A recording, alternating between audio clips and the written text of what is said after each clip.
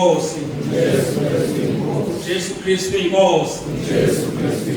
siyambingelele igama Jesu phila bingelele apostoli Msibande apostoli Msibande egameni kaJesu Kristu philayo bingelela abafundisi nobaphathi bethu nomama abantu abasha intombi lezizwe yosishayela ukubhubha ngakusambekelele bathelekayo nami ngisikhulu fakazi uncane kwinkezweni yami kuthema ukufundisa labavuka fakazi empilweni yami ukulengisiza manje isiza impilo yami bazalwane noNkulunkulu muhle ngakubona fakazi uyangibiyela uhambeni the mangiphenduka phenduke semone kakhulu ukungonile kuyena uNkulunkulu ngona ngasibona ukuthi kwami ngazivumisa izinto zami ngazivuma saphansi azivuma kodwa ekumele kwami kwathi aphelele ayithithekile kanti izono zami azikho great sikimile kumina kodwa ngazivuma zona kwadinga ukuba ngiyobona laba ngibonile bazalwane izono zami bazalwane ngisiza uNkulunkulu wangisiza ukuthe ungena kwami khalesi ngihlala ngifunda singangena entabeni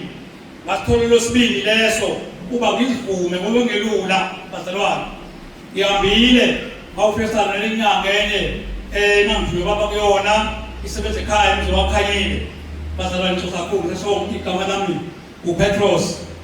Khanyile Ngqondo Petros Khanyile Ngqondo bazalwane ngama ngokuphezulu zami kulo nyanga leyo eyintombi ngafika bathi hayi baba bengifuna baba kuwena ngizobhadala imali noma izimbuzi ukuyangisola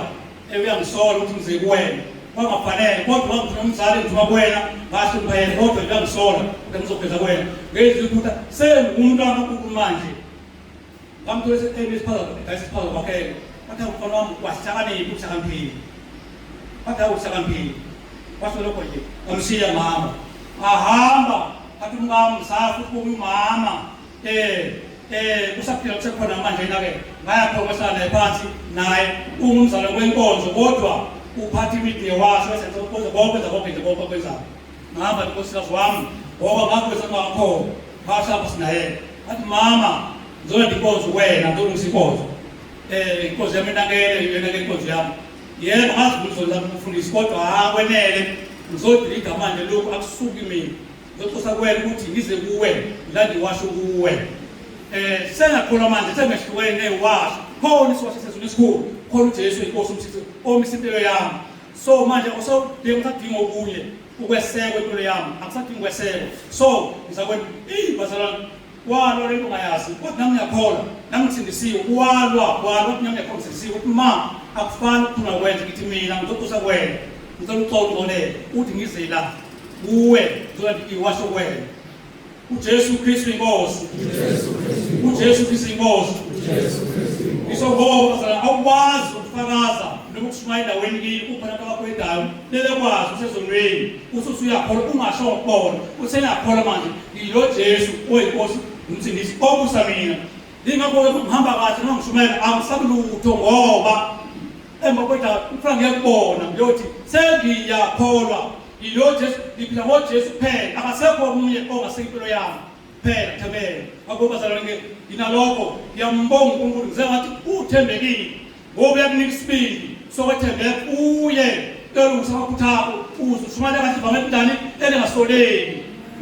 ungasoleki ngiyambonga uNkulunkulu bazalwane ngiyambonga ngithempeleni yami ngisegadele ngibona igada ngulo ngithi Nkosi ngisize waqoqwa yimina egade uhambe ngomathembeki noma ngihlengesona bazalwane ngoba uNkulunkulu uyasibandla elingenayo uNkulunkulu enesifisile ahamba shinge kodwa lilodwa ngakho ngiyambonga uNkulunkulu bazalwane Nkosi ngiyabonga Nkosi ngisize ukhombe usakhomba namanje akhombe nakho uyakhomba usonza kanye nami ngoba ekhomba ufuna ngilungise mina angisebenzi ngedwa uyakhomba ngilungise mina uma ngivele ukulungisa mina eseshwela futhi ngilivile lomzalwane ethanda ngolile ngilivila kodwa mayekhomba kufanele ngihambe ngilungise uyakhomba yini baba lokhu kulungile Petros hambe uyolungisa lokhu ngeke ngihambe kahle phakathi kwebandla ngingolile bazalwane ngiyambonga uNkulunkulu uthembekile kini ngoba uyathembeka namanje usayiphendula yami mayekhomba ngiselova ukuthi ngilungise lokho uJesu Kristu inkosi